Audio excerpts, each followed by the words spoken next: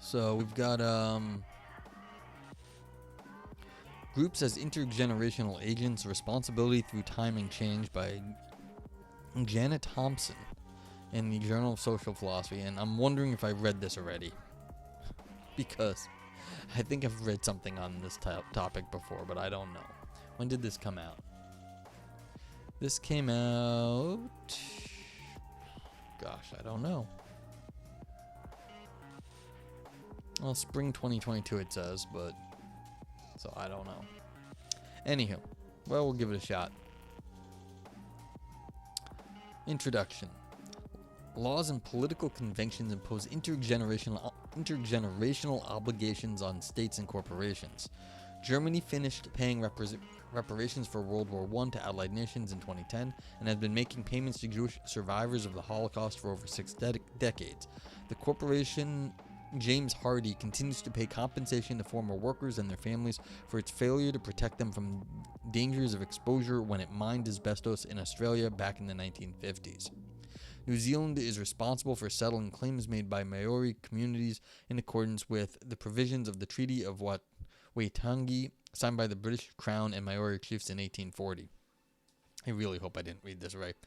One fun thing from Shane's stream a while back, he was doing a thing on Kingdom of Kush, and the Kingdom of Kush beat the hell so bad out of the Romans that the Romans signed a 300-year treaty with them. So like 1840 is alright, that's 170 years. The Kingdom of Kush had a 300-year treaty with the Roman Empire for like trade and whatnot. It's like they knew they were not going to be around in 300 years, but like they were like, hey, maybe somebody will be. So, law stuff and these legal frameworks do last a long time. So it's a question of, like, again, what do you do with intergenerational things? Okay, 4 assumptions play a critical role in practices that assign these obligations. The first is that states and corporations count as agents with moral as well as legal responsibilities. By paying reparations for World War I, Germany was fulfilling a requirement of international law. James Hardie was compelled to pay victims of asbestos exposure as the result of court decisions. But these legal requirements correspond to and underwrite the moral assumption that agents ought to keep their commitments and pay reparations to victims for the unjustified harm that they did. We may have doubts about some decisions imposed by law. Perhaps international conventions concerning war reparations are morally questionable. But the assumption that states and corporations are agents with moral obligations is basic to beliefs about what we can demand of them. I mean, this is one of the things. You ask of the corporation, not the people that were there. Somehow the corporation is different from the people that actually carried the things out, because of course the corporation did not act on its own. It had to have like a board of directors at that time. That's what it is for a corporation to be. So you are giving it to the corporation, but the board of directors a lot of times can, they can leave and then it's not their responsibility anymore. So there's the question, like, exactly was it for the corporation versus the board of directors here? And like the people that actually did it. Now you get the corporation or the state to pay the money, but again, those are then the future people in the corporation. It may not be their fault, but then they're still having to pay these things. So that's an odd thing that you're getting other people to pay for other people's harms. But yeah. But we seem to think that's okay. That's the first assumption they're saying. The second assumption is that the moral obligations of these groups persist through changes of membership and the retirement and death of leaders and officials who bore responsibility for the existence of obligations. Yeah, this is what I was just saying. Germany is paying reparations to Holocaust victims because of what the Nazis did. James Hardie is responsible for compensating victims of asbestos exposure because past company decision makers wrongfully failed to protect them. New Zealand continues to be responsible for fulfilling the terms of a treaty made by British officials in the 19th century. The third assumption is that some of the obligations incurred by these group agents are not subject to a statute of limitations and have no specifiable temporal endpoint. A treaty is intended to be of perpetual duration and incapable of unilateral termination, says an expert on international law. Reparative demands are sometimes made for injustices that happened over a century ago. For for example, slavery in the United States, and no temporal limit can be imposed on how long such demands can legitimately be made. Conditions change that make treaties irrelevant or unfairly onerous. Reparative demands can be superseded by historical developments or the need of present people. But until change of circumstances or moral considerations justify their supersession, obligations of intergenerational agents persist. Well, this is one of the things in like philosophy. It's atemporal. It's anachronistic. Like if you are morally harmed, it's outside of time. The moral harm never goes away in some sense. It's not you were morally harmed at like point T, and then like once you get like T plus 30, then like the moral harm doesn't matter anymore. It's somehow like there's always just there. It's not it's sort of like this abstraction from any time or place when there's like a moral harm, because morality in some sense is set aside from any particular instance. It's meant to be more general. Now this is the question, should that be the case, and then why should future generations pay for someone's mistake in the past? But we don't know. But like this is like, but see, the idea here is that there's until change of circumstances or moral considerations justify their supersession. Okay, but like what kind of circumstances? Because clearly just time is not the right kind, or moral considerations. Like, well, if the morality said one thing in the past and is not the same thing in the future, why? Like, well, that's a big change. And then like, what, were they ever really harmed? Do they have to pay something back? That's an odd thing. Again, but we have to like, I'm not sure like any of this I just don't know. It's like, what exactly does this sentence even mean? So, let's see. I've got like my freehand lines back. I figured that out. So like the idea that moral considerations change over time is right. But like, how does that actually affect wrongs in the past? I don't know. Question. The fourth assumption is that a group agent can be required to take over the responsibilities and debts of his predecessor. The Treaty of Waitangi was made by the British, but responsibility for it passed as a matter of course to New Zealand. Did my music just go? Oh, wow. That's not happened in a while. All right. Yeah. So it was made by the British, but responsibility for it as a matter of course passed as a matter of course to New Zealand when it became an independent country. Well, that doesn't always happen. People like somehow be like, well, the previous jackasses made that deal, we don't hold it. That happens a lot. If one company takes over another, if states amalgamate or undergo secession, successors are likely to become responsible for at least some of the debts, financial or moral, of their predecessors. Since these responsibilities can be burdensome and persistent, it is important to explain how and why they exist.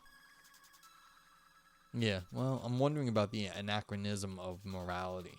Like, why do we think morality is not tied to a time or place? The customary assumptions, the author says, though embedded in political and corporate practices, raise metaphysical and moral issues. They not only presuppose that groups like states and corporations are moral as well as legal agents, they raise questions about how entitlements and obligations are able to persist through political transformation and generational changes of membership, and what justifies their being passed on from one group agent to another. They make us wonder why present members, present-day Germans for example, should be required to bear a burden for what was done in previous generations. My aim is to defend the conventional assumptions by an appeal to the moral purposes that intergenerational agency serves. I will first explain why the commonly used analogy between natural persons and group agents causes difficulties when agents and their responsibilities are intergenerational. I will then explain why temporally trustworthy group agents ought to exist, why members ought to accept their requirements, and how the obligations of a group agent can persist indefinitely through the generations despite the changes, sometimes radical, that it undergoes. Okay, so this is what they want to say, is like, why do we put up with this sort of crimes of the past are still getting paid by the people of the present? So they're basically, like they said, they're defending the status quo here. It would be more interesting to say, no, we can just ignore the crap in the past. I mean, I don't actually, maybe not more interesting, but like, it would definitely be more radical to say that. So, what they were saying here is, let's see. My aim is to defend the conventional assumptions. So, Yeah. Okay. The natural person analogy, and this is always the joke in the United States, when like because corporations are treated kind of like people here. The joke is we'll actually believe that corporations are people when Texas puts one on like trial for murder and kills them. Okay. Most philosophers who defend the view that some groups count as moral agents make use of an analogy that regards human individuals as exemplars of moral agency and considers whether any groups are enough like these natural agents to count as moral persons. French argues that corporations count as moral agents because their internal structures enable us to predicate intentions and decisions to them as we do of natural persons. List and Pettit claim that some groups, including states, are like individuals in having desires, beliefs, and intentions, and like them count as morally responsible agents. Gooden says that states are possessed of decision mechanisms that mimic perfectly the capacities that are a defining feature of moral agency in human individuals. With such mechanisms, the state is indisputable and is indisputably a moral agent. Some philosophers have doubts about whether groups are sufficiently like natural persons to count as morally responsible agents. However, in the following, I will assume that French, List, and Pettit and Gooden are right. Some groups are moral agents, and like natural persons, they acquire moral entitlements and obligations. The critical question, then, is whether and how the natural person analogy applies to intergenerational groups. Group agents, unlike natural persons, may persist for hundreds of years, but it is not hard to show that they have institutions and processes that simulate the capacities of natural persons to make long-term goals and carry out plans for achieving them, to remember their past actions, and to make and fulfill long-term commitments and other obligations. Record-keeping boards and bureaucracies set up to determine long-term objectives and oversee the process of fulfilling them, and in states, a constitution, a body of law, and a legal system based on precedent are mechanisms that enable intergenerational agents to fulfill objectives and obligations that persist beyond the terms of present office holders and even the lifetimes of present members. I mean, the idea that things actually do persist, like that there's a peaceful transfer of power, it's very hard, actually. Not that many organizations survive these sorts of like transfers of power. You have to have like a big company before you can really get a board that, you know, can continue working. And once you grow the company, it's like, yeah, that's impressive, but it's not so easy to do. And, you know, a lot of, you know, most businesses, like, it's one person business, and when they stop working, it goes out. A lot of local shops around me, you know, they've gone out of business in the last few years due to, you know, pandemic and stress and prices going up. So it's not worth it for them.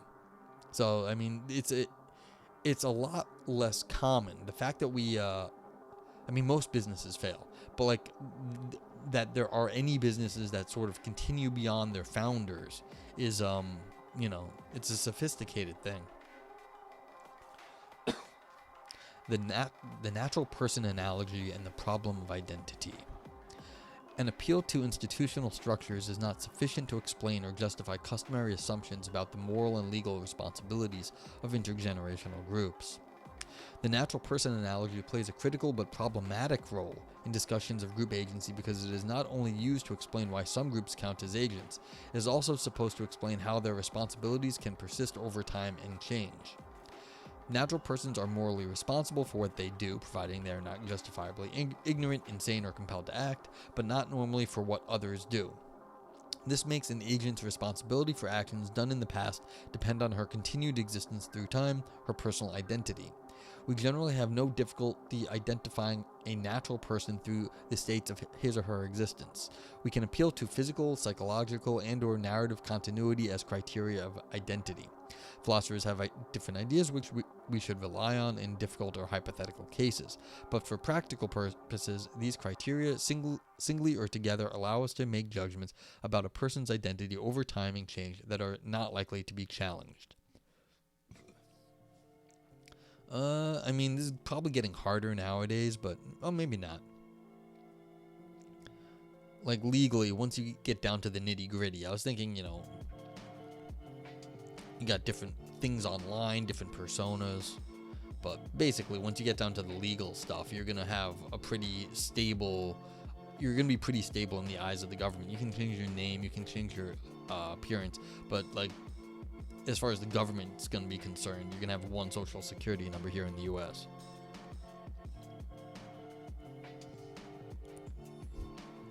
The natural person analogy makes it difficult to account for the way in which the commitment or debt of one group agent can become, as a matter of course, an obligation borne by a succeeding group agent, such as in the case of New Zealand's acquired responsibility for fulfilling the terms of the Treaty of Waitangi.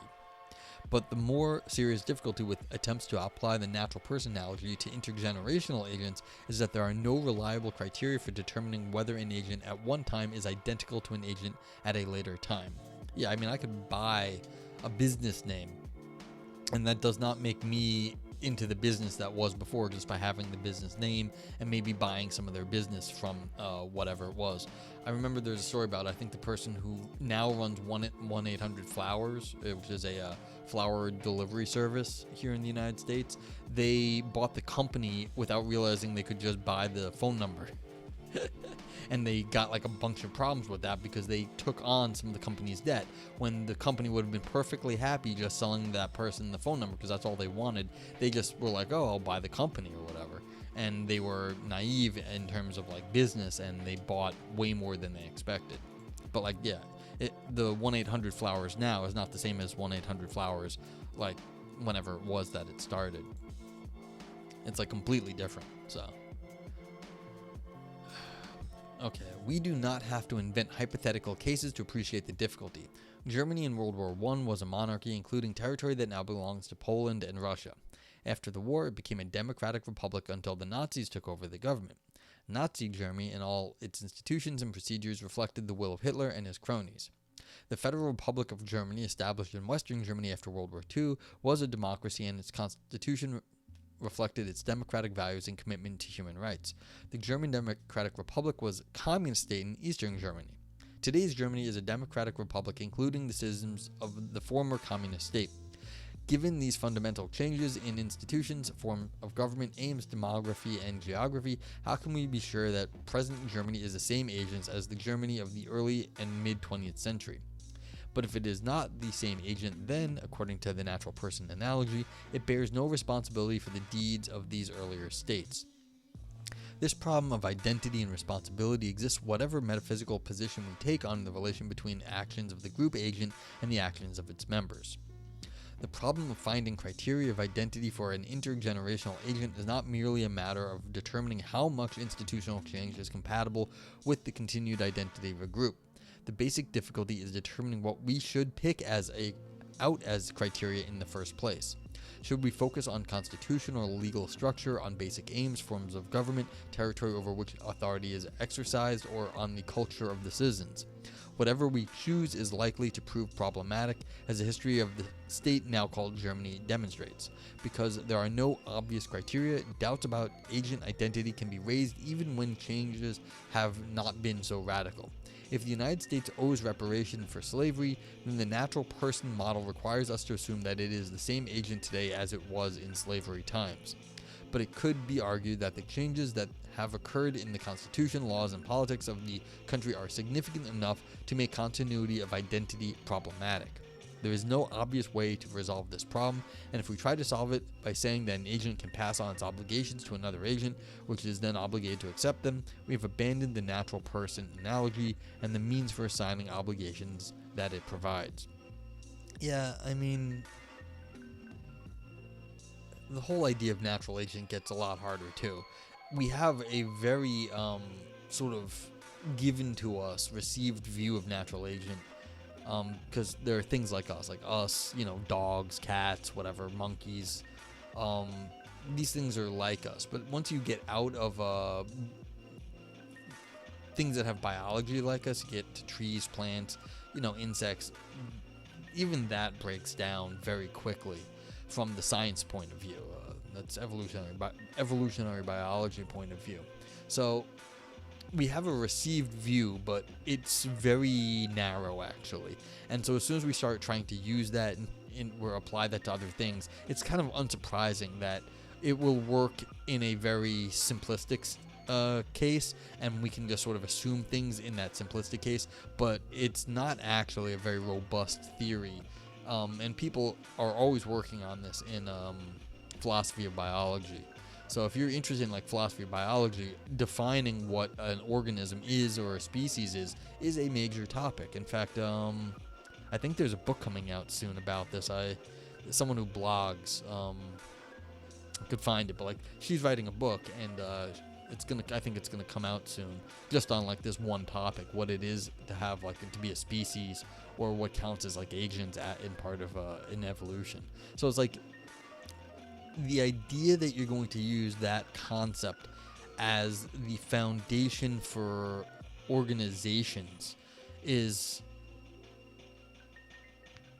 it seems like a good idea at first because we have the received view and we're all pretty confident with it. But if you poke at it enough, like if you know any of the background philosophy in terms of philosophy of science, philosophy of biology, you realize that this is maybe not the best of ideas. And like it'll work in these like toy cases, but as soon as you try to push it, you're going to run into trouble. So it's an interesting thing, just like this discussion right here. It's like, why do we think this is actually a good idea?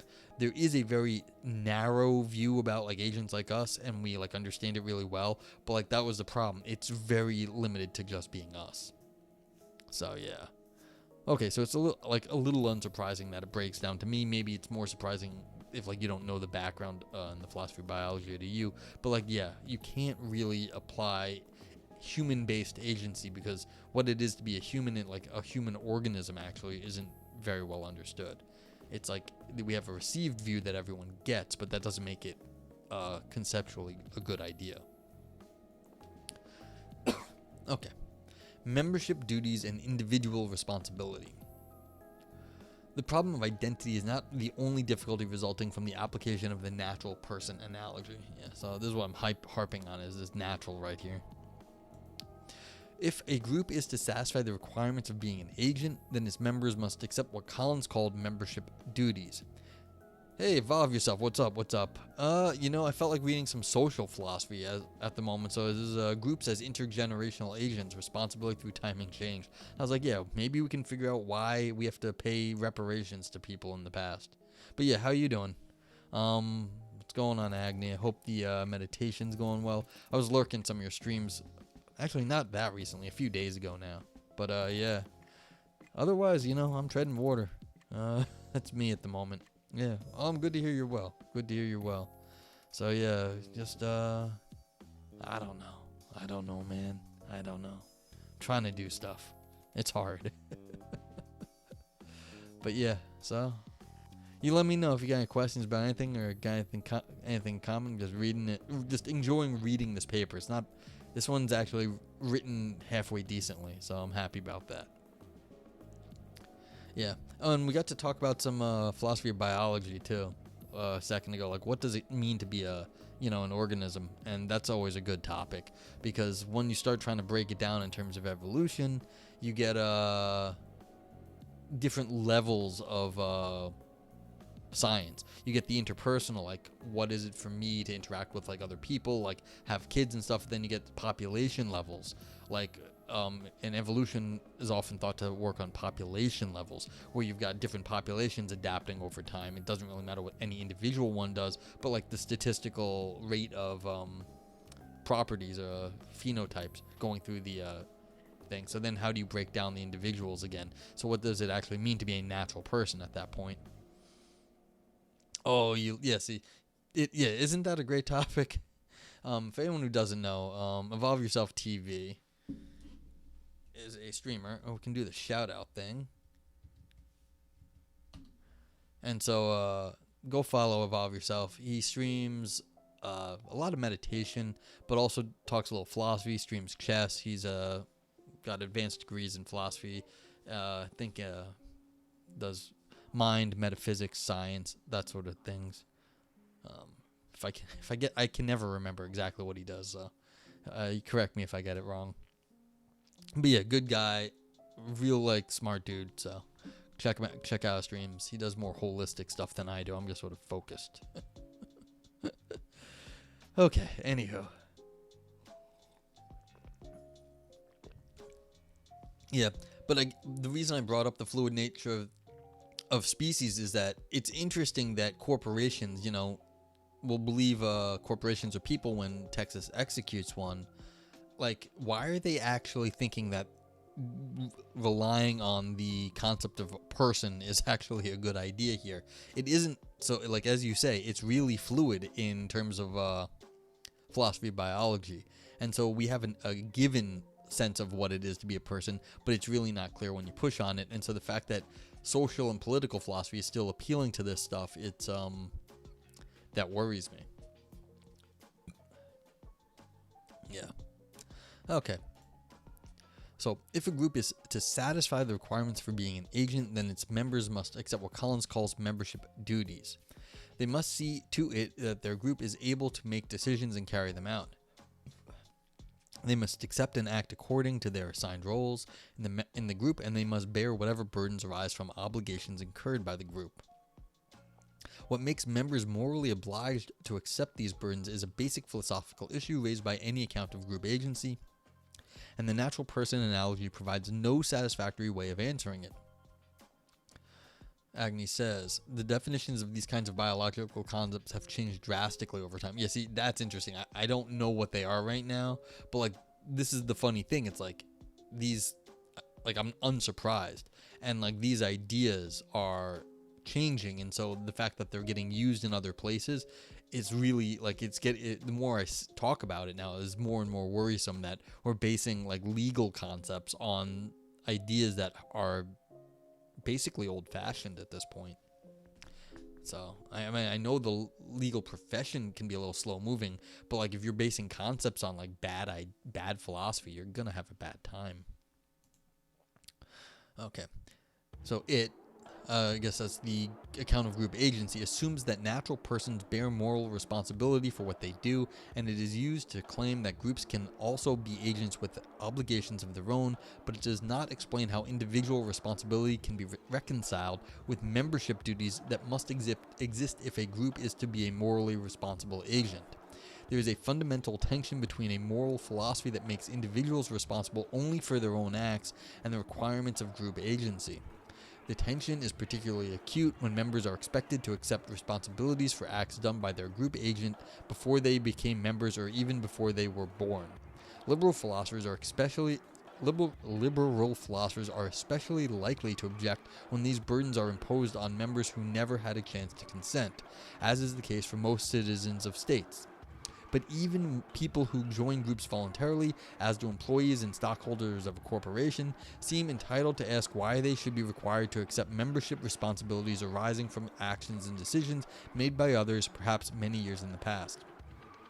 My first philosophy class I took in college, just a long time ago now, people were saying, like, the professor's like, everyone says all Nazis are bad. It's like, well, that's kind of unfair. He was like, I was a Nazi. And everyone's a little shocked. I mean, he was a German guy. We were like, you were a Nazi? It's like, oh my God. He goes, yeah. I stopped being a Nazi when the war ended. I turned 2, and like, I stopped being a Nazi. But like, he had been signed up for the Nazi party by his parents in 1943 when he was born. And, he was a Nazi for 1944, 1945. And he was 2 years old, and the war ended, and he stopped being a Nazi. But, like, he was on the books as a Nazi. And, of course, none of the things the Nazi party did had anything to do with his 2-year-old self. But, like, he was a good guy, but he was also had been a Nazi on the books for 2 years. So, it's like, what do you expect of someone like that?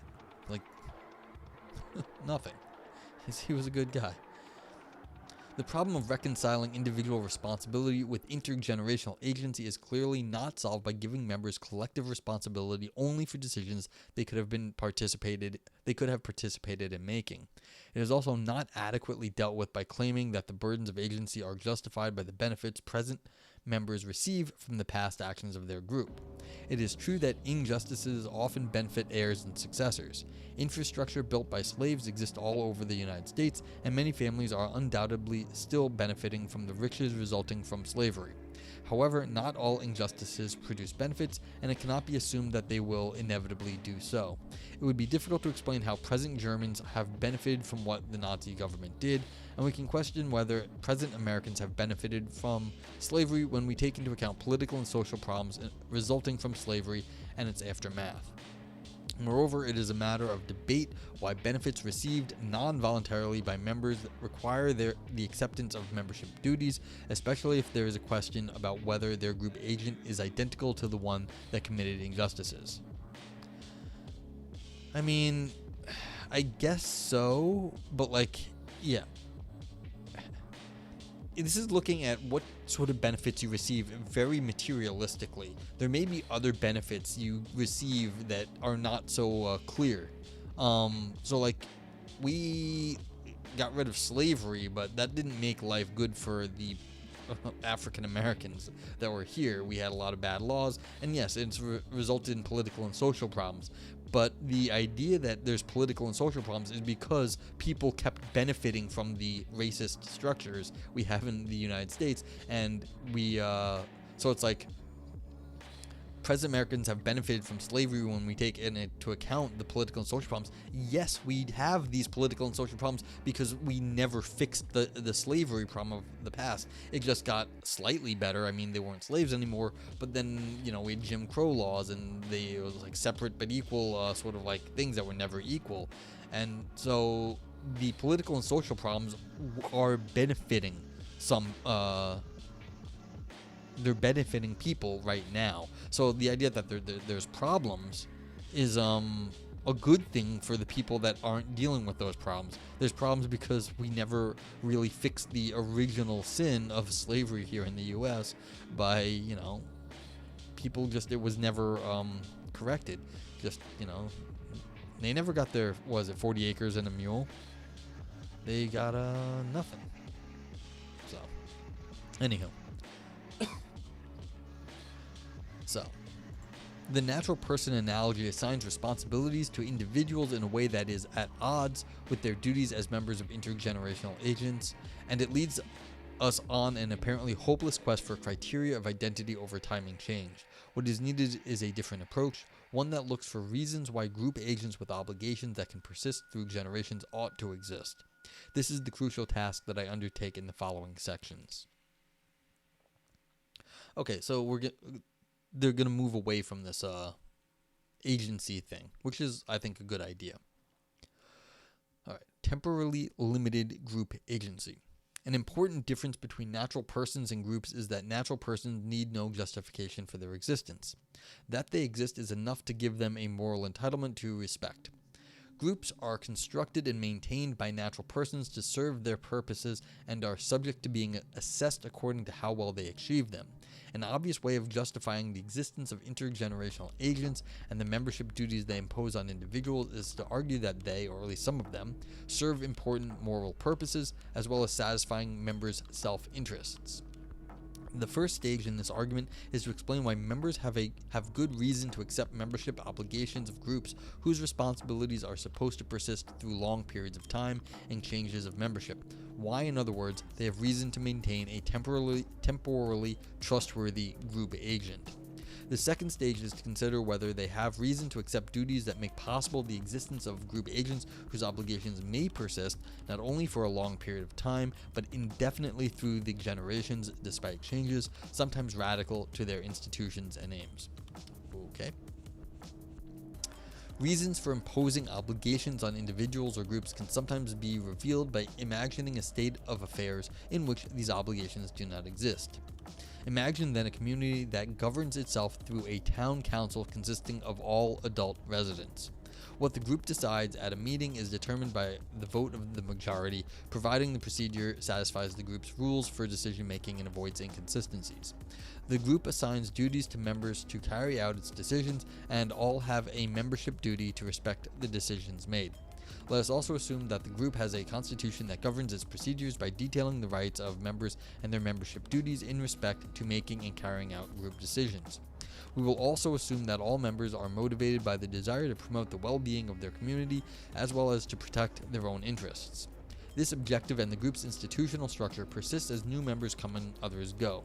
The group, it seems, can meet all the conditions identified by French, Goodin, List, and Pettit, and others for being an agent. Nevertheless, the group as described lacks what I will call temporal trustworthiness. Its agency is temporally limited. The decisions it makes at one meeting impose no restrictions or conditions on the decisions that can be made at future meetings. In making its present decisions, the group has no obligation to continue a course of action initiated at a past meeting, and thus if it decides to reverse a previously made decision, it incurs no blame or penalty. If, for example, the group decides at one meeting to allow a judo club to use the community hall for lessons, and at the next, when more people who oppose this use of the community facility attend, it decides to revoke permission, it bears no responsibility for the disadvantages caused to the club and its members. Freedom of members to decide whatever they think best at the meeting they attend comes with limitations on the group's decision-making scope. A group lacks the authority to make commitments that extend beyond the time of the next meeting. It cannot legitimately give the judo club permission to use the hall for the rest of the year, since within that period, meetings will be held that are free to rescind permission without the need for excuse or compensation.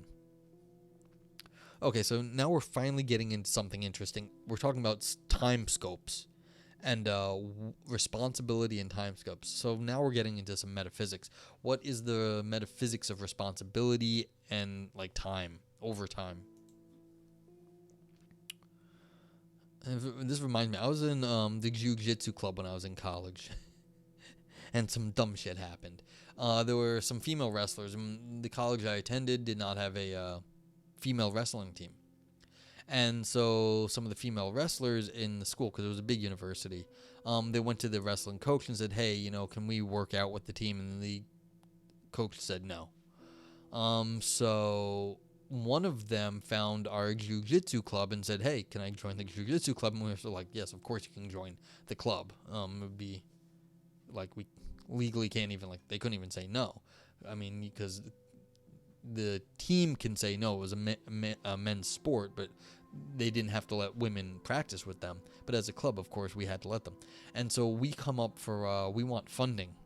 We had to prove that we had people that enough people in the group to have the university give us a budget as a thing. And it was they'd want to take away our funding for some reason. It was time for them to take it away, and that was the point of the meeting, was they were taking away money from all the people. They thought the groups were too small, didn't lacked interest or whatever. So we only had so many people that were willing to show up at the meeting. It was a very informal sort of group, and but this girl comes and gives a sob story, and so we got the funding very easily, because we were like, oh my god, this is the only place I can go. We tried, we got denied by the wrestling coach. I was like, oh god, okay.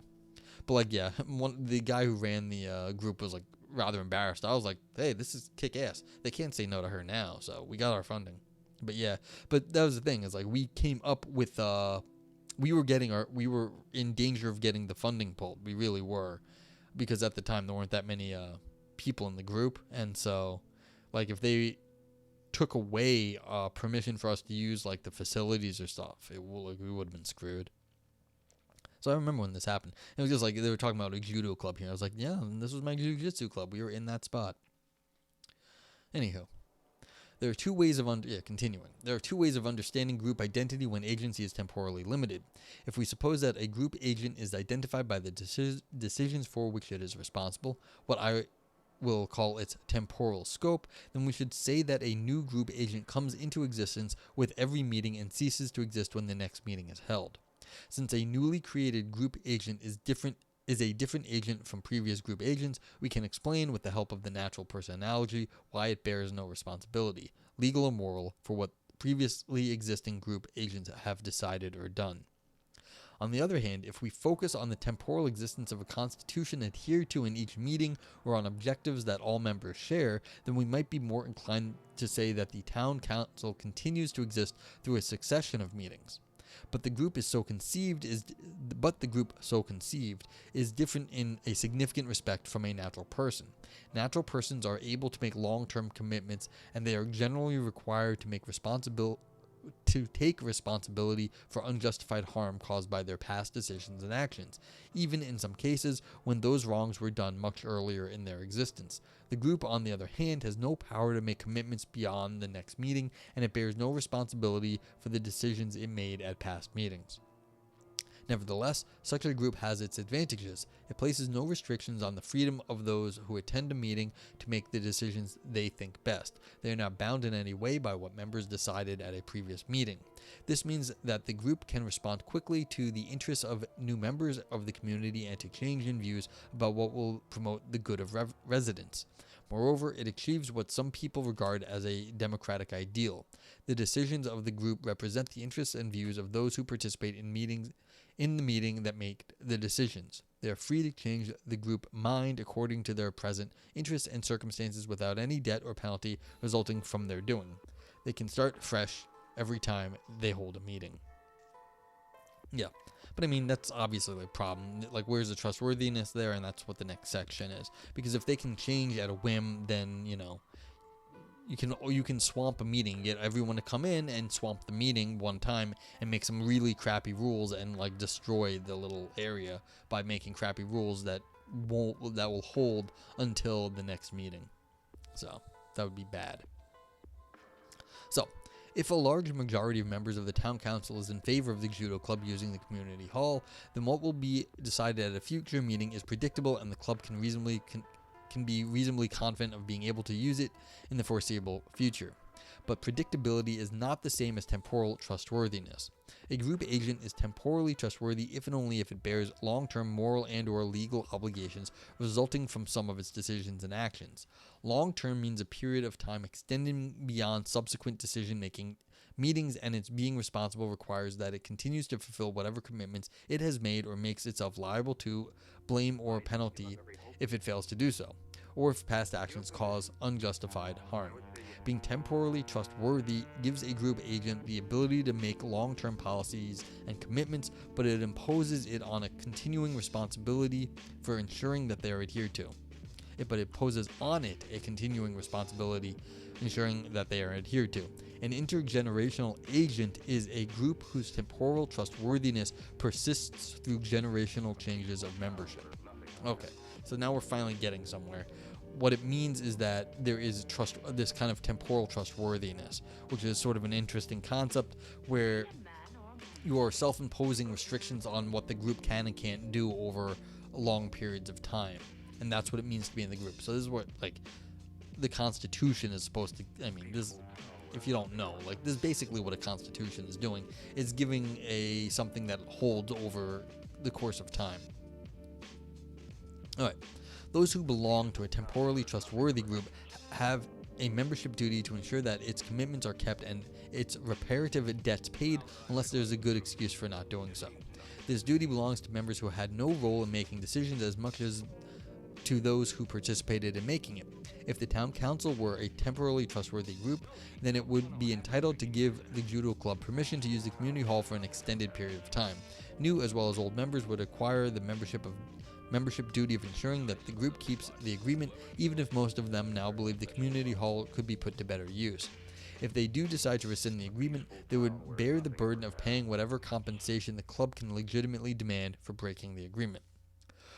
Why should members forego the lack of restrictions on decision-making enjoyed by the temporally limited town council for the sake of temporal trustworthiness? Since groups exist for the sake of natural persons, the answer must appeal to the interests of group members or those who are supposed to be served by the group. Reasons are not difficult to find. Let us suppose that a deteriorating system of roads in the community hinders the ability of people to carry on their activities. Improvement is in everyone's interest, but building roads is a capital-intensive project beyond the present means of members, and its completion may take many months or even years. No bank or other lending agency will provide the capital, and no construction company will agree to do the work if they think that the council could decide not to continue the project at a future meeting without compensation to those who have provided money or labor. Community members themselves are unlikely to commit their resources or take risks for the sake of a project that a new majority on council might decide to abandon. Only a group agent able to make commitments and incur debts that future members are required to honor is likely to be able to obtain the resources it needs for long-term projects like road building. Suppose that recently joined members of the town council think that improving the sewage system is more important than building better roads, but the council has already committed itself to the road project, and the new members, even if they gain a majority, must either continue to support it or pay compensation to the road builders for changing the group's decision. Nevertheless, they have reason to accept the membership obligations of a temporally trustworthy town council because they want to be able to initiate similar projects in the future. I mean, is this sunk cost? This is kind of like a sunk cost thing here, too. Like, you're building trustworthiness into... See, there's two concepts here. You've got the trustworthiness of, like, the Constitution that says, we will honor past agreements or pay you this money, and there's something outside of the town council that will enforce that, like the bank or the, like, legal system or something. And then, well, what was it, the other one I was saying? And then there's the trustworthiness people have in sort of like the metaphysical sense here, where it's not just on the paper, it's that they are trying to build up the goodwill by actually adhering to it. Because, you know, a piece of paper can, like, if you also pay the money back, it's like, that's good, but people don't want to deal with you if you're a pain in the ass about it. This is the old, you know, just because you sign a contract doesn't mean people want to deal with you. And so there's there's like the legal trustworthiness where you say you're going to do something, and then there's people actually believing that you're not an asshole. So it's just something to keep in mind here. Like, the fact that you are agreeing to pay someone in the future doesn't mean you're not going to make their life hell getting the money. And our former president made a very strong practice for that. Like, being in New York, I mean, this is actually, it's kind of funny. Because people always said, like, Trump was a clever businessman. What he was given a lot of shit for was suing people into oblivion when he wouldn't pay them for, you know, being part of the project. He had the piece of paper that said he would pay, but then he would sue them and make it impossible for people to collect. And so, like, I just want to keep in mind that just because you have a piece of paper like a constitution doesn't mean people are going to follow it. You still have to believe the people in charge are going to act in an appropriate way, or that there is some sort of mechanism for getting it at the end, and that you're not going to get screwed over by someone who just has a lot of lawyers. Okay. As people who care about the good of their community, their motivation for accepting the membership duties of a temporally trustworthy group agent cannot be merely self-interested. When making decisions, they have to consider not only the interests of their community's present members, but also the likely needs of future members, individuals who cannot now participate in meetings and may not yet be born. They require the existence of a group that can assume and reliably carry out forward-looking responsibilities, in other words, a temporally trustworthy agent, and their responsibility for the well-being of future members gives them a moral reason to fulfill its membership duties. Yeah, but, like, again, a moral reason for fulfilling the membership duties. Again, that's not the legal piece of paper, that, like, the constitution of it. So there is a disconnect here between the people who are saying they're going to abide by a constitution and the actual practice of, like, do they actually do it. It's not going to be one of these do as I say, not as I do kind of things, or like where, like, rules for thee but not for me. For instance, I'd say, what's the use of Temporal trustworthiness and justice. Suppose that the temporally limited town council decided at a past meeting to punish an unpopular individual by depriving him of his livelihood. Most group members now recognize that its decision was wrong. The victim was done an injustice. At the next meeting, they vote to give him back what he lost. But the group that decides to help the victim is not responsible for doing the wrong that caused his suffering. It can offer him welfare but not reparation, relief of suffering but not justice. There is no presently existing agent able to take responsibility for perpetrating the injustice, and thus there is a lack of fit between what justice requires, acknowledgement of responsibility and reparation by the perpetrator of the wrong, and the responsibilities of existing agents.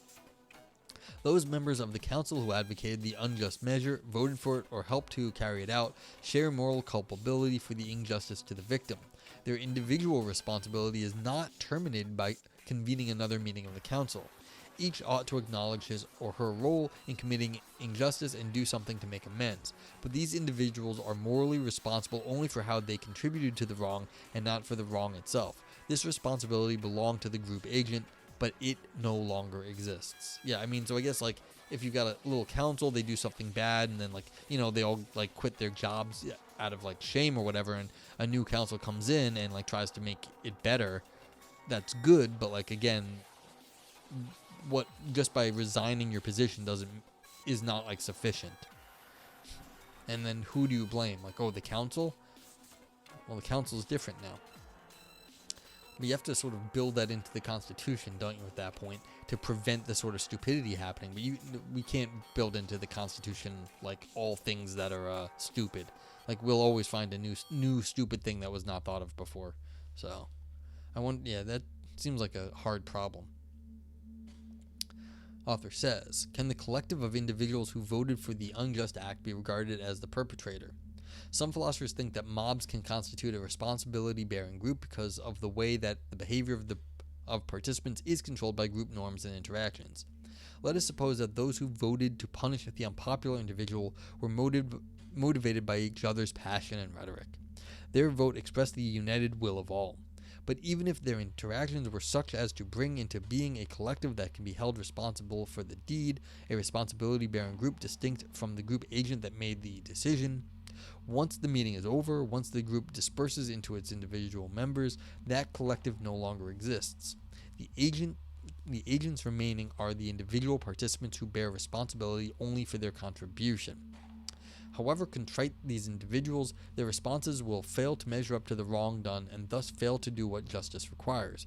First, because what repentant individuals are able to do is not likely to make up for the wrong committed using the power and resources of a group agent, particularly if an injustice is systematic and affects a large number of people. Second, because responses of individuals, even if they are effective in relieving the harm, do not count as adequate reparation because these individuals were not the real wrongdoer. All they can do individually is to make amends for their contribution to the wrong. All they can do collectively is to relieve the suffering of the victim through a decision of their present group agent. They cannot make up for the injustice itself. This reminds me of an example. Like there's times when there's a what's the term called when the government can seize your in the U.S. the government can just seize your assets if like they're building a highway and your house is in the way. They can just get your house. Now they have to give you whatever your money is. Like they have to give you what like is market value for the house. But it's hard to exactly understand like the problem because you've got communities there and they'll break up the communities. Like there was an example, someone had a a small business, a small shop, let's just call it a deli or something, and they were older, and so the government said, all right, we're buying up your deli and stuff, and here's the money for it. And the person said, look, I'm going to retire in 10 years. This deli, I need to work for another 10 years to save up the amount of money.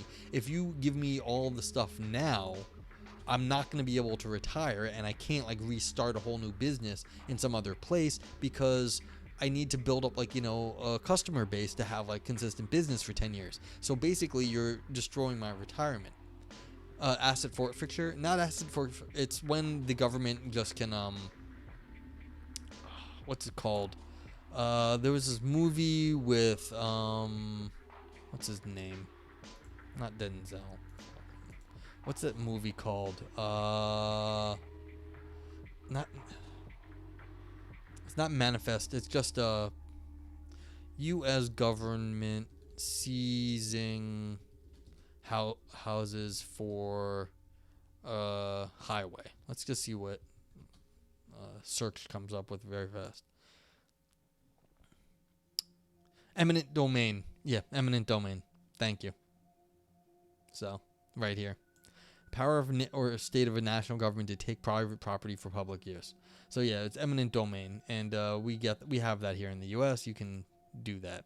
So like yeah, you can see stuff by eminent domain, and so the idea that like you can ruin someone's life there, and then be like, oh well, here's the money for it.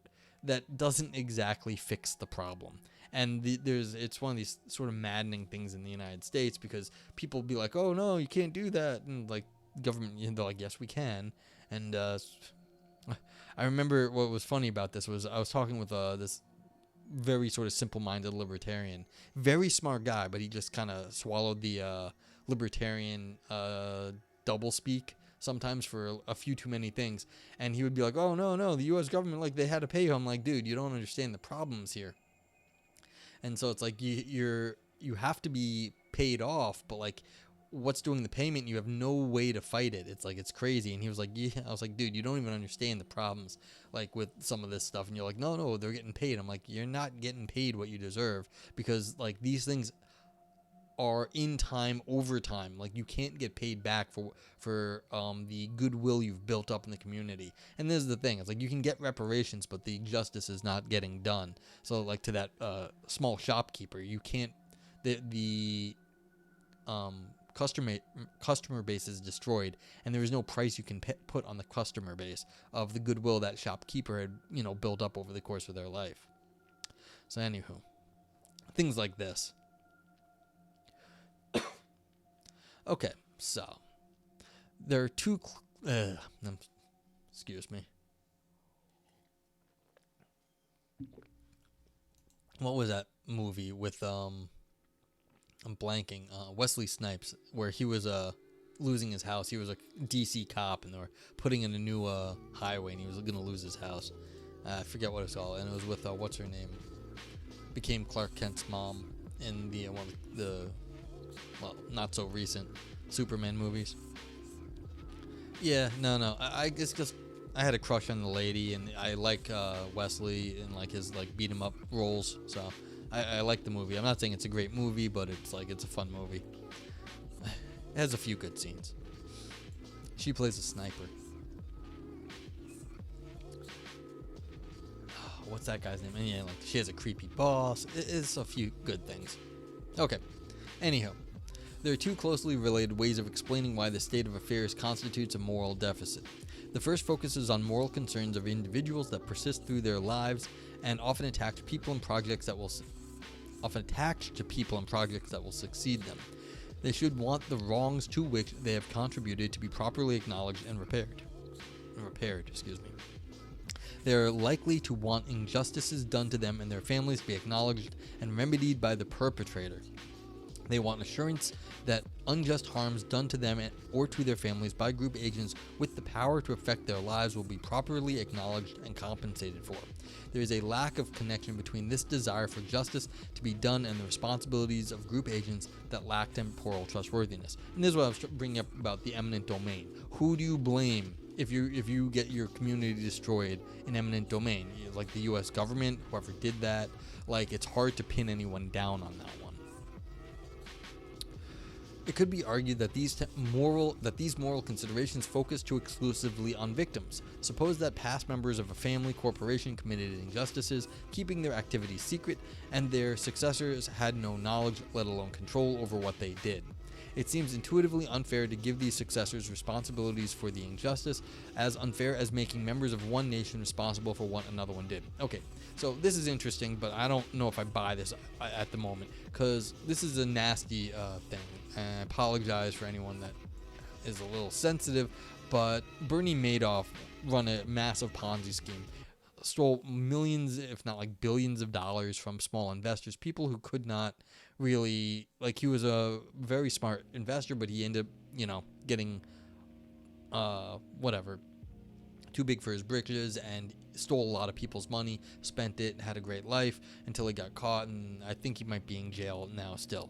The problem is he had a son, and his son did not know that his dad was doing this. No one thought his son, he had other kids, I think, but one of his sons, he had to restart his life. He was, not a bad person on, as far as I know, any accounts, and he had, started some small business activities, and they were growing. Like, he was not failing at being a business person on his own rights without, like, all of his dad's ill-gotten gains.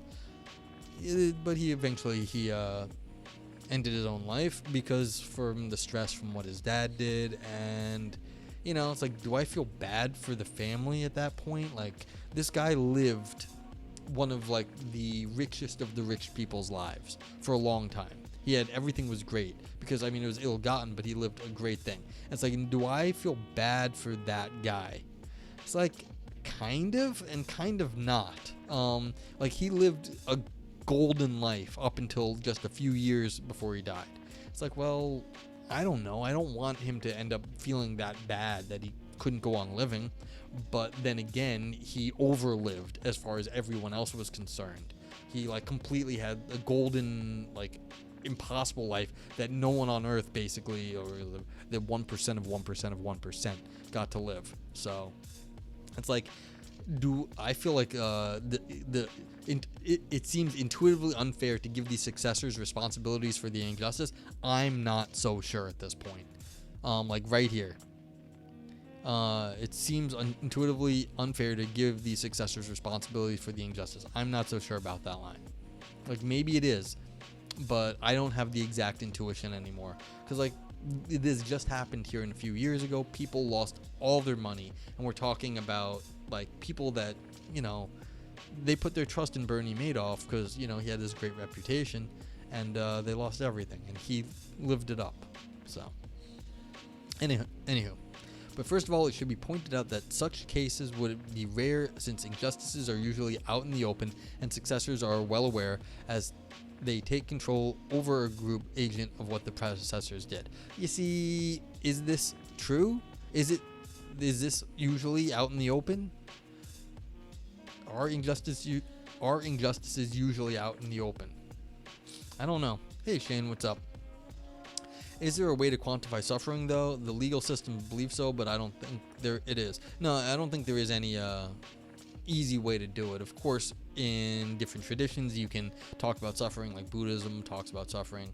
You know, consequentialism, you add up like how happy people are. Is basically you look at the consequences and you try to figure out what makes the most happiness. But I don't think there is any way to like quantify suffering. No simple, straightforward way, at least. So this is one, of course, a big thing. So, but that's part of the thing here. So Shane says, if we can't quantify it, can we be sad that someone is in that situation? Yeah, I think you can be sad. Like, I don't feel good about like that kid. Obviously, the kid of Bernie Madoff. I'm sure I felt sad for him to realize that your dad's a scumbag and he like hurt a lot of people, and that's, again, like, I don't feel good about anything that happened to the son, because it's a sad ending to a life. At least it seemed to be like a bad way to go. But then again, I don't feel that bad either about it. Like, that's the thing. It's like I kind of feel bad for him, but I kind of don't. It's like it's kind of a wash for me in this one case. So it's like, yes, of course you can be sad, and that means you're an empathetic person because it's a terrible situation. But like I don't have much empathy left after like all the benefit they got out of it. So, anywho, Shane's here. Let's give Shane a quick shout out. Shane is a professor of sociology and history, does a lot of cool, engaging history on his channel, and also makes Gundams and crafty things, but mostly engaging histories and talking about like the different things that happen in history and people and events and it makes it interesting. It's not just like, here's the history. It's like, why is like a history interesting and important, and like what does it mean to like be there in like these sort of arguments? It's like it matters. So yeah. Shane says, I feel where you're coming from. I just don't know if we can put it on a scale where suffering and enjoyment are on different sides. Oh, sure as fuck I can. Why not? Like does one not cancel the other one out? Yeah, maybe not. Can I cancel them out? Yep, I sure can. I don't care. I don't have to. It does not have to sum up to 0. Like, these do not have to be like, oh, we've got 8 happies and like 9 sads, and so that means this guy's a -1 sad. No, of course that makes no sense. But like, that's the whole point. Anyone who says it makes sense is wrong, and so I'm just making a call here that I don't give a fuck, because like I know it doesn't add up, but that doesn't mean I have to be like, oh, if it it's like not one or the other. Like it's like this one. But there was a long time ago, I was reading a paper and I was doing this sort of exact thing. I was like talking 3 money and like 5 sads and like 10 happies. It's like anytime we try to assign quantifiable numbers to these non-quantifiable quantities or things, you get into weird problems. But on the other hand, I don't have to, if I don't think of it in that way, I'm not responsible for saying, well, there's some way of like actually figuring it out what is fair. There might not be a fair here. My concept of fair is that this person lived a gilded life and now they fell, but like I don't care how bad they fell. It's like the idea that like they had a gilded life and then they fell. It's like, yeah, it's shitty, but like I'm not gonna just say, well, I'm gonna agree with one thing and not the other. So yeah, I've ranted enough about this. But it's a good question. It is a good question. Like, how do we actually feel about these people? Yeah, I'm feeling less bad about people who live very fancy lives nowadays.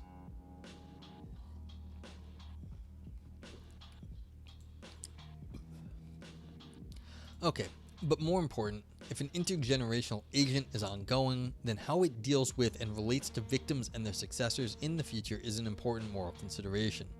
Even if we think that the heirs of those who did the injustices are not responsible for reparation, it seems reasonable to make them responsible for ensuring just relations in the future, perhaps by acknowledging to victims and their successors that the injustices were done and giving assurances that relationships will be just in the future.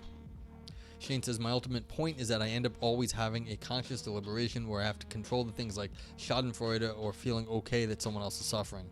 Yeah, I feel less bad about that nowadays. Like, I get where you're coming from, but like, I don't feel as bad about like someone getting their comeuppance as far as I'm concerned.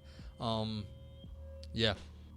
So it's like, it's at the moment there's a war in Europe, and I'm not a historian. I don't know as much about like international relations as I might.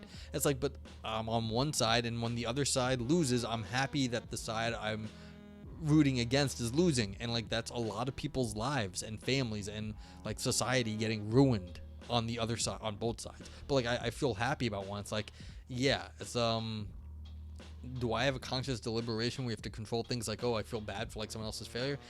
For me at the moment, it's like it's not that complicated. It's I'm not going to be overly fussed when I think the person that deserves to lose is losing. So yeah, I was gonna say something. Yeah, I mean, what heirs actually, make up for the sins of their parents? Like, does this ever actually happen? Like, right here, this line, let's go with green highlighter on this. Even if we think that the heirs of those who did injustice are not responsible for the reparation, it seems reasonable to make them responsible for ensuring that relations in the future will be better. Like, really? How is that? Like, does that actually ever happen? That, like, the people who benefited are, like, actually go out and make sure that like other people's lives are better. I think this might be a bit unreasonable for the author. Like, this just doesn't seem to happen, and it might be a good thought to think that like the grandkid of like JP Morgan will somehow do something to ensure that the sins of JP Morgan, and I don't know exactly what good or bad things JP Morgan did, but like I'm sure that they were a very wealthy person. I'm sure they did some things that weren't perfect. Not even saying they did anything that bad, but the idea that the grandkid of JP Morgan is going to go about trying to fix the legacy of JP Morgan by fixing all the giving assurances that the relationships will be just in the future, that seems a bit strange. Now less for a corporation, but like for the kids of a person, and so we've got a disconnect here. Like, if you want to continue to benefit from something someone else did, maybe you do have to fix it, but like this is a little excessive. In terms of heirs, like I'm thinking of people. Now corporations, maybe that is less bad, but it's interesting. Anyhow, Evolve Yourself says this all comes down to one's metaphysical assumptions about the nature of identity. Well, that's why this is an interesting paper, is because that's exactly what it's bringing up. I completely agree. And so they're trying to make this sort of temporal responsibility claim here. And the question is exactly, is that going to work? Like, how do you actually get responsibility over different time scales? Shane says, I'm not sure that the Twitterati believe that redemption is possible regarding of time or actions of heirs. Yeah. Well, that's a good question nowadays, too. Like, how has technology and the way society is at the moment, is this even feasible? in the contemporary society. Maybe in terms of corporations, the corporations can make up for it, but I don't know. Like in terms of like evil kids of evil people, maybe not either. So, but yeah, like if this is meant to be in any way practical, and I think this is meant to be practical,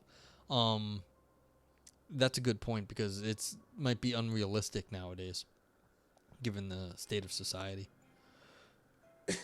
But yeah, we have to figure out exactly how they completely cash out this sort of temporal responsibility idea. Okay. The second reason why lack of temporal trustworthiness, not responsibility, temporal trustworthiness causes a moral deficit is the concern for just relationships that ought to exist among agents in an intergenerational community.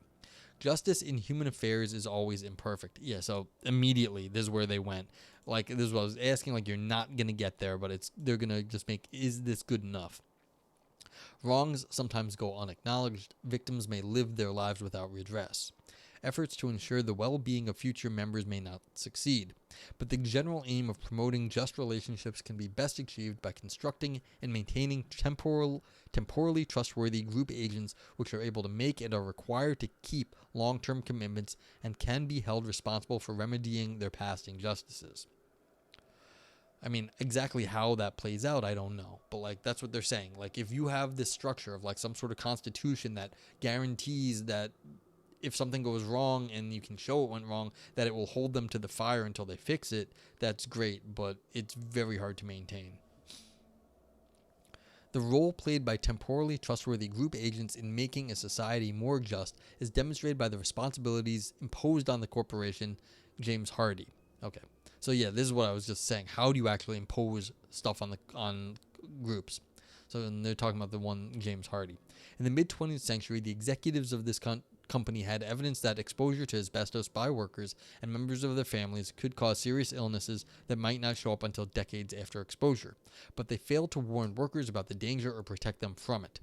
These individuals shared responsibility for this failure, but the company itself was the agent that made the decision to continue mining and processing asbestos. James Hardy is no longer a company that mines asbestos or manufactures asbestos products. Over the years, it has moved its headquarters from Australia to the Netherlands and then to the United States, and in the process, its corporate structure has changed. From the perspective of the natural person analogy, it seems easy to question whether the James Hardy of today is the same group agent as the James Hardy that harmed its workers back in the 50s and 60s. But to use the analogy to deny responsibility would be a miscarriage of justice, and it is not surprising that legal and moral conventions require the present James Hardy to accept an obligation to compensate surviving victims. Shane says, this sounds to me like this person read Emil Durkheim and might be subtly pushing his idea that the ultimate guide of society is a collective will of small localized groups that hedge against the ills of individual members. Durkheim said that that is more effective than laws. I don't know Durkheim. Maybe. They have not said how this is going to, where the teeth is in this argument, like what is actually going to keep people in check and do the things. So like small localized groups might work better than, laws. I was saying that earlier too, in that you can abuse constitutions. Like if you have enough lawyers, like you do the Donald Trump thing where you hire out contractors and then you never pay them because you just keep throwing legal wrenches at them, and eventually the person won't be able to pay their lawyers and will just have to give up. So Shane says, when they mention that justice doesn't always work, but that people can be required to act by those around them, that sounds a lot like Durkheim. Okay, maybe. I don't know. That's interesting, though. He was big on the idea of justice. I mean, this is a major corporation, though. So who's actually forcing James Hardy, the asbestos manufacturer, in terms of little groups, to do this? It seems like it isn't small groups in terms of, like, corporations. It's something like the bank or a local government that can, like, take away their ability to, get licensed, things like that. So I'm not sure this person would go that way just based on who their examples are. because they're talking about like big corporations, and they were talking about Germany earlier, paying reparations to like for like what the Nazis did, things like that. So yeah, like given the examples that were given here, I don't think it's gonna go that way. Oh, it goes okay. That goes to Durkheim too, because Shane says he said that social groups play out of the people that you work with at your job. Okay, interesting, but yeah. All right, this may be a Durkheim person. I have no idea. The way that it's you get clumped in with workers in the same field. Okay, I mean yes, that makes sense. That you're in that group and those people are enforcing it. But yeah, I have not seen a Durkheim reference. I don't think like it's been sort of like contemporary stuff, not Durkheim, but maybe it'll be somewhere here, or maybe I missed it, which is all too easy. There are two ways in which members of a group might understand the relationship between temporal trustworthiness and agent identity. No, that's fine. Whatever you read into is interesting here, because like this is one of these things that you would know more about than me probably, because I don't do social philosophy, and this is talking about like organizations over time, which is something you probably have looked at a lot more. Yeah. So there are two ways in which members of a group might understand the relationship between temporal trustworthiness and agent identity. They might suppose that James Hardy or the town council retains its identity through change and is now the same agent as it was when it did the injustice. Since membership of such groups is generally overlapping and changes are usually gradual, this is a natural supposition to make. But they could instead suppose that the group has changed its identity over time, but was obliged to pass on some of its obligations and responsibilities to a succeeding group agent, which was obliged to accept them. What matters is not the sameness of identity over time and change, but the persistence of obligations and the existence of a group agent or succession of group agents which are expected to take responsibility for fulfilling them. Yeah, so this might be the way they're talking about successions of group agents at different like scales maybe. And then maybe that's what there might be the Durkheimian influence, and like the sociology of groups, as you say.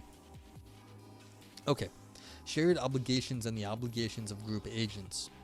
However, this way of understanding the responsibilities of intergenerational agents encounters an obvious objection. Obligations, we assume, depend for their existence on agents who acquire them through their actions. They do not come into being and then require an agent to take them on. This is why it seems that we have to use the natural person analogy to identify a group agent before we can identify what obligations belong to it. The account I have presented might be criticized for getting things back to front.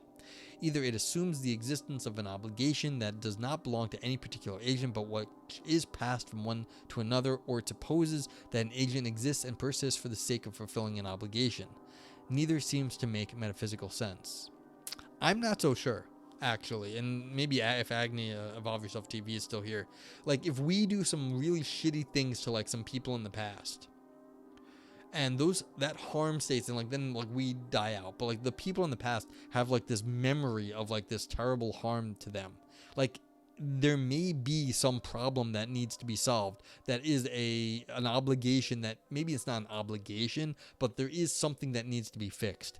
Maybe that actually can work. It might be metaphysically weird, but like there might be some sort of metaphysical debt, some moral debt that has existed, even if there is no longer a group, like through like they all died out or something, from the people who caused it. So that would be an obligation that does not belong to any particular agent. It'd be some moral harm that came to some people, but like they through no fault of their own, but they've suffered from it. Maybe like you just be like, okay, why did the meteor hit your town? Well, we don't know, but you have to just sort of live with that sort of harm that happened. So, yeah, I mean, and the other one is that an agent exists and persists for the sake of fulfilling an obligation. No, well, if there's no obligation, you don't need an agent. That would be harder, I guess. But yeah, the first I could see where there's an obligation without an agent, but an agent with an obligation just for existing for the possibility of a metaphysical obligation, that seems harder, but maybe I could make that work if I wanted to. Anywho. Metaphysics, yes. Author says, answering this objection requires a distinction between obligations that belong to a collective of natural persons and the obligations of the group agent that they form or maintain. Collins makes this distinction when she points out that members of a group agent have obligations in respect to the ability of their group to carry out its obligations. She argues that these membership obligations not only include the duty of members to ensure that their group satisfies moral requirements, a responsibility that exists regardless of their assigned role in the group. They may also require members to reorganize the group and their roles in it so it can carry out duties that it ought to accept. Yes, this is interesting. You have to restructure the group, you have to restructure your constitution, and sometimes, like, we have a Bill of Rights in the United States of America, which allows us to change the way the Constitution operates.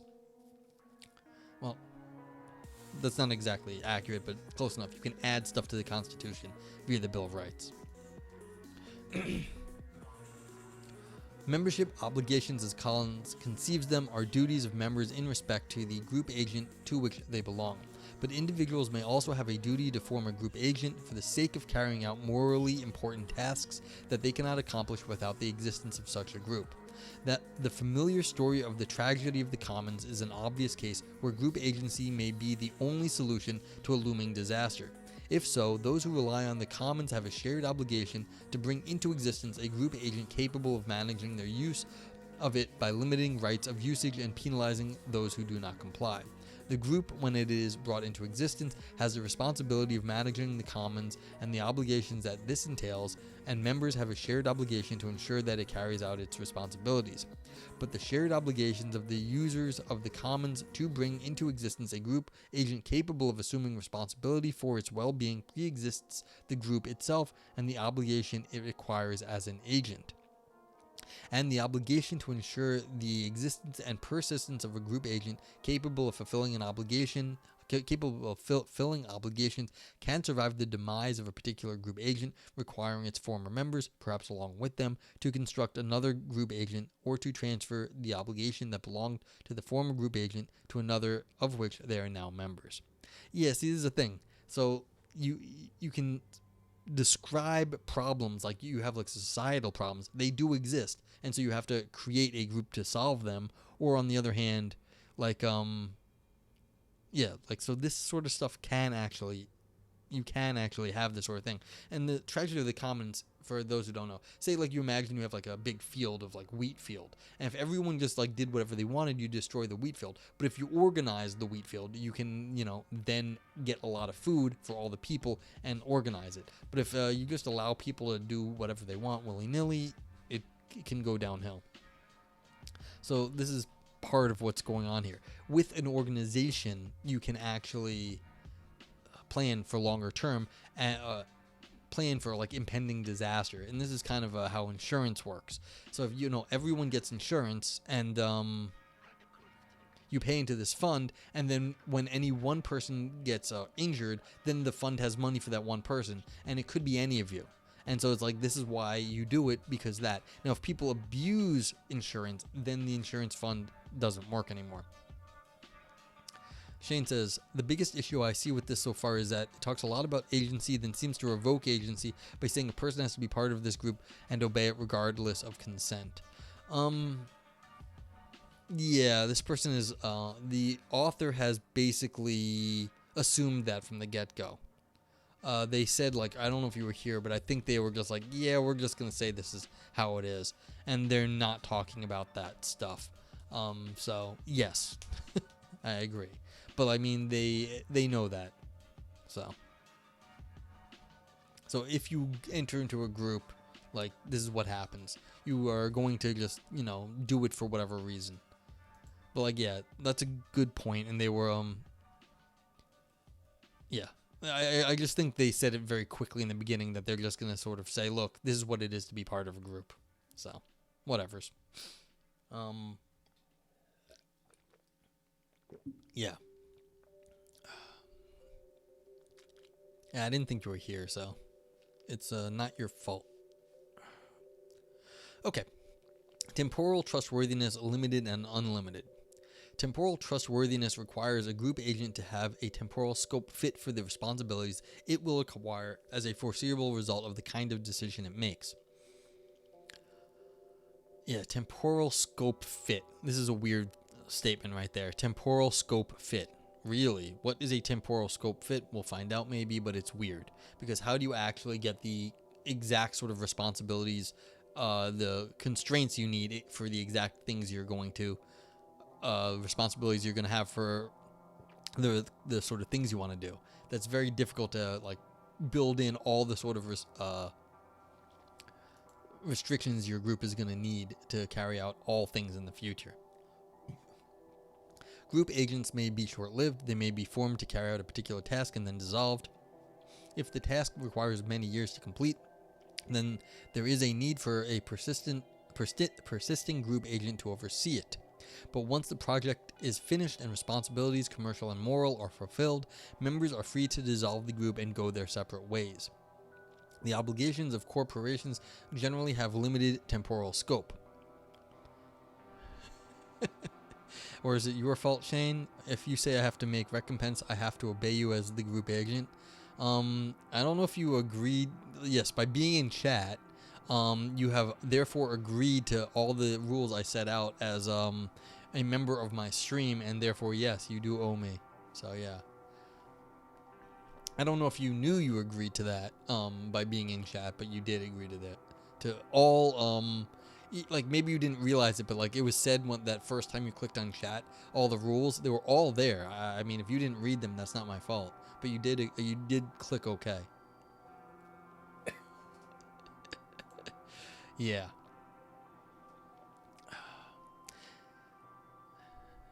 They commit themselves to paying off a loan within an agreed period. They make a bargain with a trade union or a contract with the supplier that lasts for a designated period.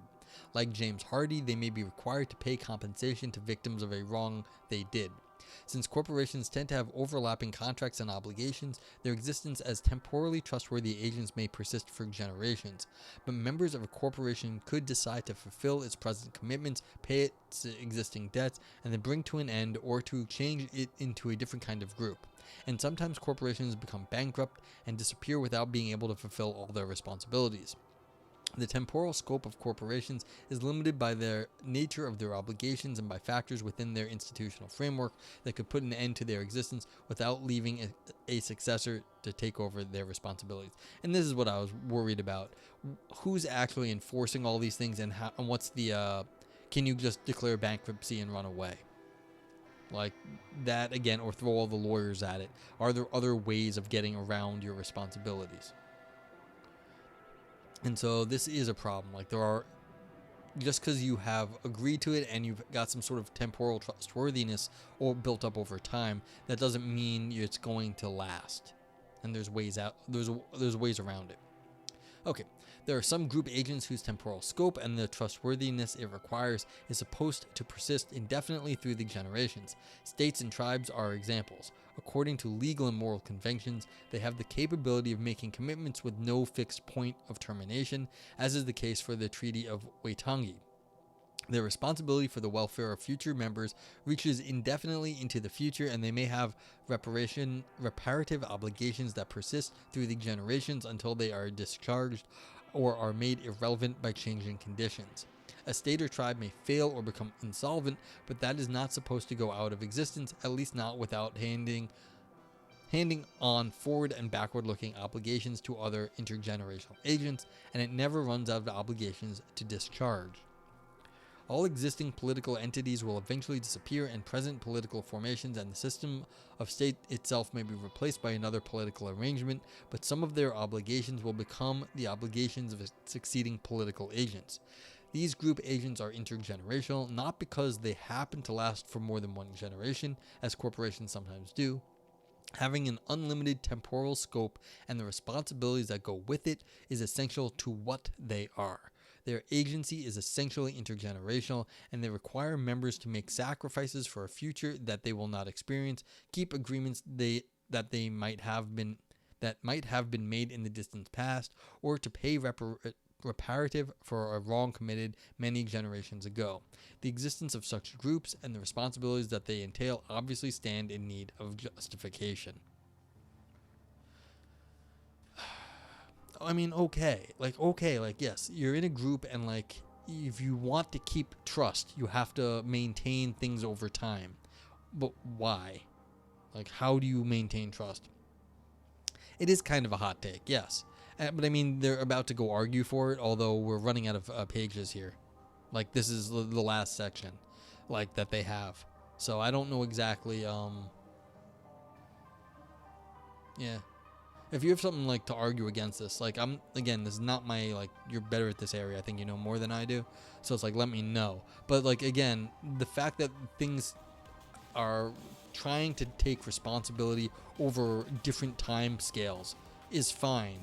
But, like, again,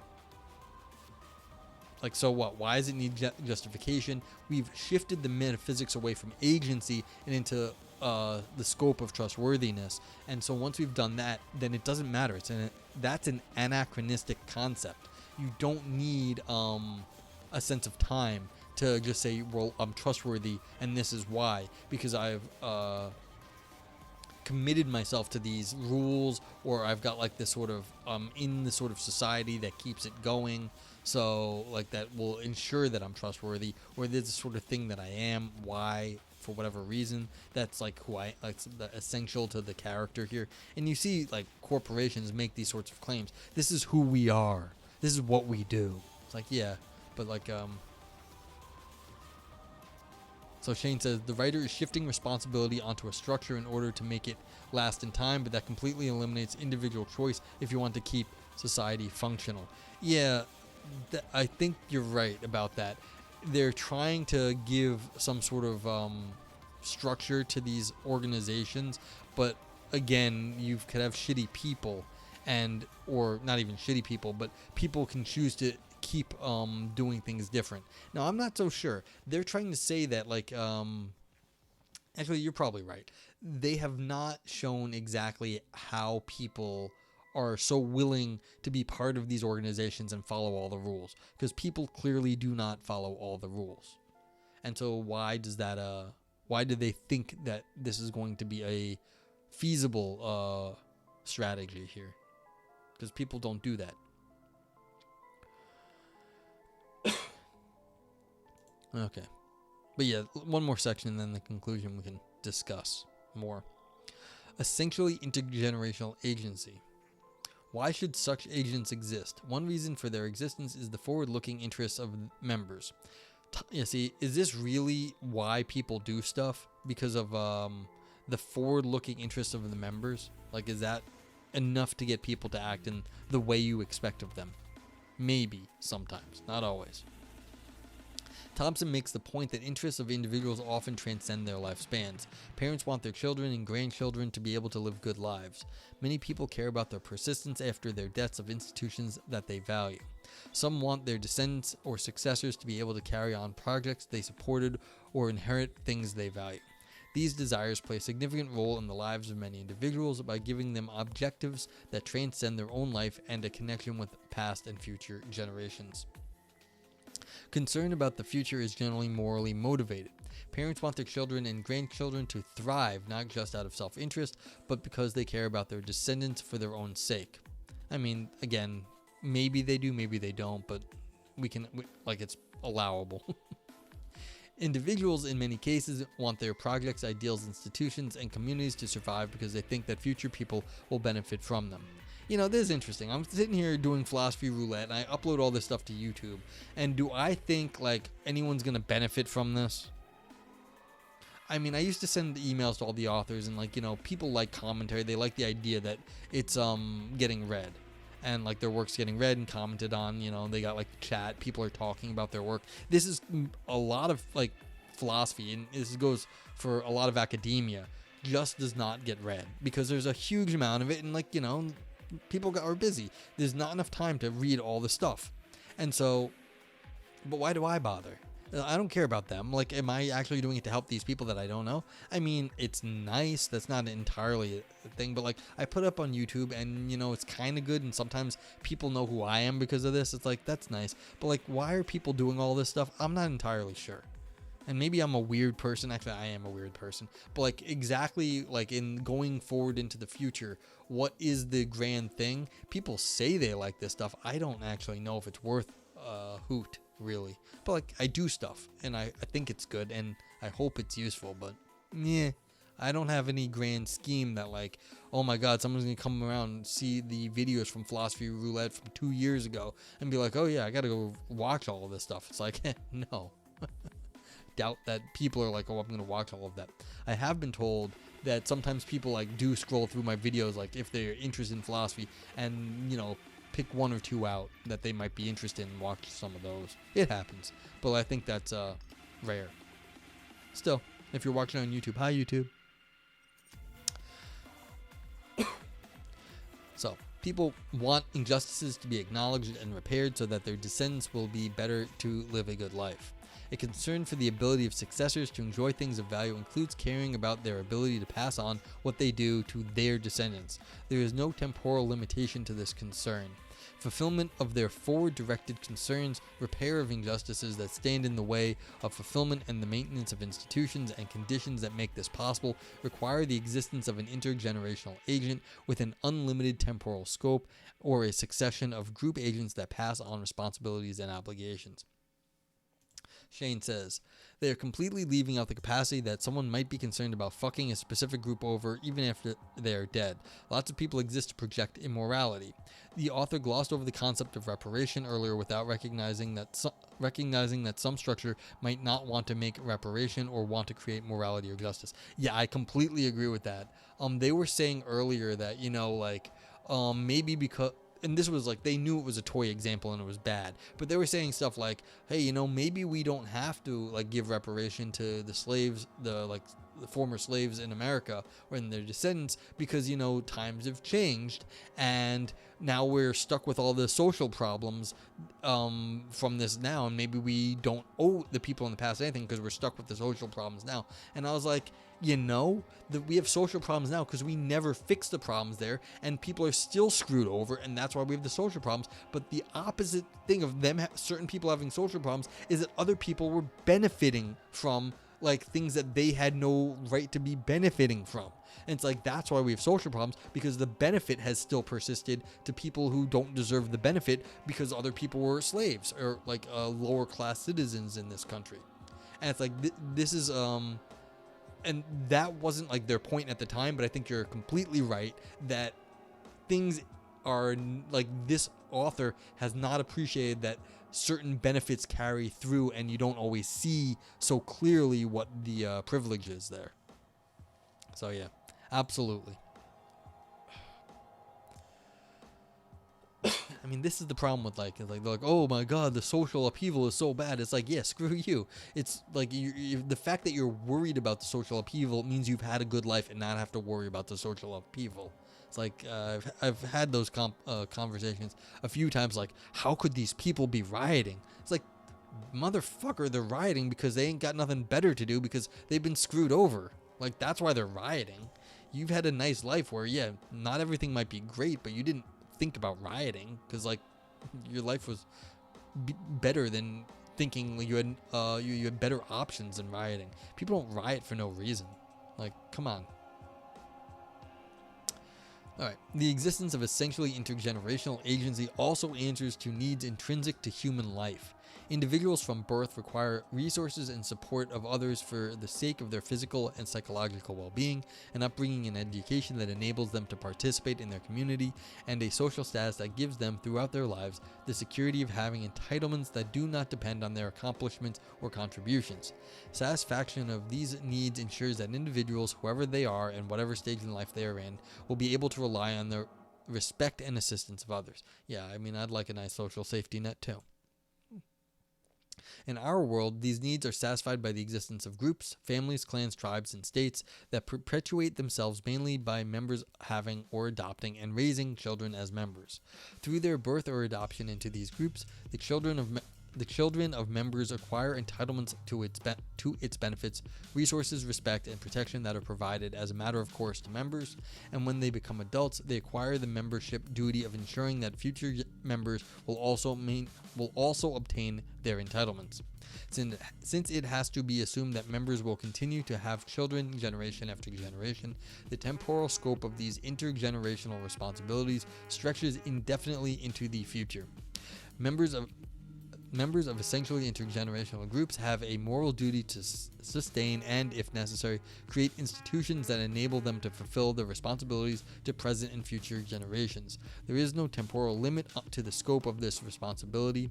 Tribes may be incorporated into states and states into federations. New political formations may arise, but the persistence of human needs, communal entitlements, and the requirements of justice make it a moral requirement that membership entitlements and the obligations they entail continue to be fulfilled by means of the transfer of responsibilities from one political agent to its successor. Yeah, as Shane was saying, and as I was saying a little bit earlier, this is very rosy. The idea that like everyone gets to be in these nice organizations that give you social services is a nice thought, but a lot of them exist to take the resources from one group and like transfer to another group. You'd bet money that this person has read French socialism theory. I mean, I don't doubt it. Like, this is stuff I don't know. So, like, if you say so, I believe you. We can look at the Saint-Simon, Comte, Durkheim, yeah. I'm just going to look real fast. Yeah, see, they were all the references. I'm just looking at the reference dates. It was mostly, like, contemporary stuff. But, yeah. Okay, let me just get through the one paragraph conclusion here. Let us return to the problem of identity that motivated my criticism of the natural person analogy. To claim that present-day Germans have an obligation to pay the moral debts of former German regimes, we do not need to establish that the present German state is the same agent as the Germanies of the 20th century. The interests and moral concerns of overlapping generations of citizens require them to ensure the continued existence of a group agent capable of fulfilling obligations to victims of injustice, future generations, and to other intergenerational group agents, or to pass on these responsibilities to a group agent which can fulfill them. Intergenerational group agents serve important purposes, and if they did not exist, we would be obliged to construct them.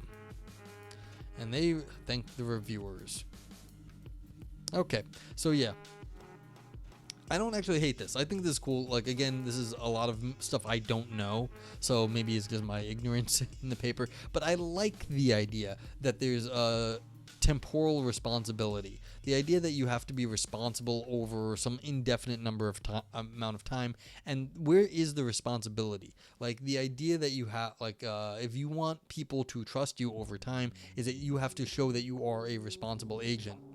Yes, it is very optimistic and positivist. Like, like the idea that these things are just going to build on each other and it's going to keep going. But the idea that trust exists in the world and that trustworthiness and people like you can show that in your group somehow. I think there is an idea there. Now, is this a realistic idea in the sense that will people actually follow this over time? I have no fucking clue. Like, this is the thing. As Shane says, if Shane says it's very optimistic, then it probably is very optimistic because people aren't like this. They're going to take resources from one area and give it to themselves. If they like one group and take it for themselves from like another group, because that's how people are. They quite often they're selfish. And so the idea that like we're going to just all like get these bigger structures that enable us to trust our resources are going to be our needs are going to be taken care of with like the resources of the group. Yeah, you know,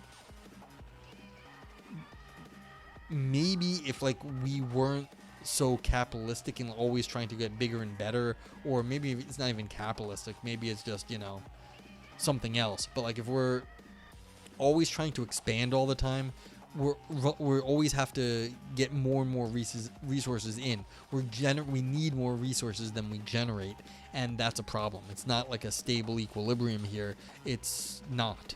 And so the idea that like we're just gonna sustain itself and create groups that sustain themselves, that's not really how like the course of history has gone. So we'd have to change rather significantly. Now, so speaking of this sort of thing, say we've screwed up our Earth due to climate, messing things up so bad that the climate is gonna, rise a few degrees. Like, this is a hypothetical.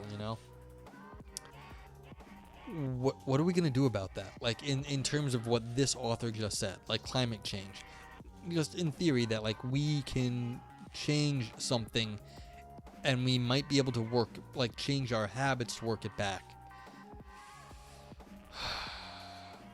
We don't have like the organization to do this at the moment. We are trying on small scales and different bits, but like the idea that like we're going to just create a group that will fix, like the idea that like, because like right here at the end, there's like, why should this group exist? Well, we're gonna need to make one. So it's like, if they did not exist, we would be obliged to construct them. Like, really, are we at the moment obliged to construct them? Like, is this even a feasible thing for society at the moment? It is always worthwhile to hope, expect, and push for people to do better, but we can't bet on it. Yeah, I mean, this is just, is it wishful thinking is the question? Like, should we be working on climate change if it was actually happening as everyone says it's happening? Yes, but like, how would we generate something that we can trust to actually work on that? It's very hard because we've got all these things that are going on that people disagree for various reasons. Maybe they're good reasons, maybe they're selfish reasons. And that's like, well, they're saying, well, we can't change the way the climate is going, so why would we do this thing? And this is very hard. Like, how would you actually be able to fulfill obligations to the earth and to our future generations at the moment when we can't even agree on how to organize ourselves? But okay, that doesn't matter. Like, the idea is actually that what sort of organizational structure would work. And yeah, like this sort of, you'd have to make something that had trustworthy over time, and getting everyone to trust in one organization again is optimistic. But that's what you need. You need some sort of temporal, like atemporal trustworthiness. How do you get atemporal trustworthiness? Not the temporal trustworthiness, it's atemporal trustworthiness. How do you actually do that? And is this too much of an ask, is I guess the end-all question here. To have atemporal trustworthiness, to have a group that you can join that is responsible for like indefinite commitments in the future. As difficult. Very difficult. But anyway, like I said, I like the idea here because this is not something I thought about. Obviously, Shane has brought up some references that have talked about this stuff that I have not read. It's not my area, but that's fine. So that's it. It's like atemporal trustworthiness. How do you actually create a system like that? I don't know. Is it possible? Maybe. And would it work? Maybe. But like, yeah, that's it. Shane says, I think the paper is good insofar as it offers a potential goal that can be reached out for, and that might even explain why the left out potential negative impacts of their ideas.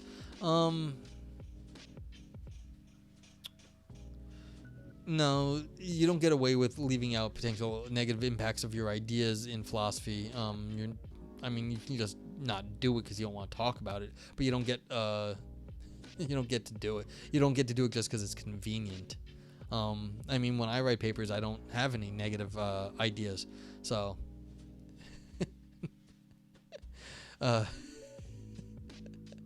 yeah. No, like even then, you should explain what is weakness is. But I mean, you don't want to. Like, as far as I'm concerned, Shane, if you don't do that, it's because you're doing it strategically. You don't want to talk about it for whatever reason. That doesn't give you a pass. It just means, like, was it a good enough paper not talking about it? Now, yeah, is it a good enough paper not talking about it? Like, I do think you're right. Like, it's a good paper insofar as this is a goal that we could create in some sense, like looking for how to build structures and organizations that can be trustworthy over time. But yeah, the mistakes that like you pointed out, I think, especially with the individual choice here and people not doing things for like good reasons or like they're doing it for self-interested reasons and not group reasons. They should have had a better response to that than the very short they said something very quickly, like up here, where they basically just said, we're going to assume people join groups and do stuff. Like, that was like, they gave a one line. It wasn't a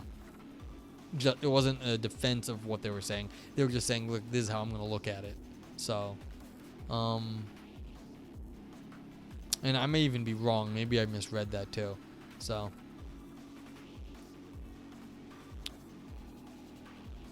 yeah, see, they said right here, their aim is to defend the conventional assumption to appeal to the moral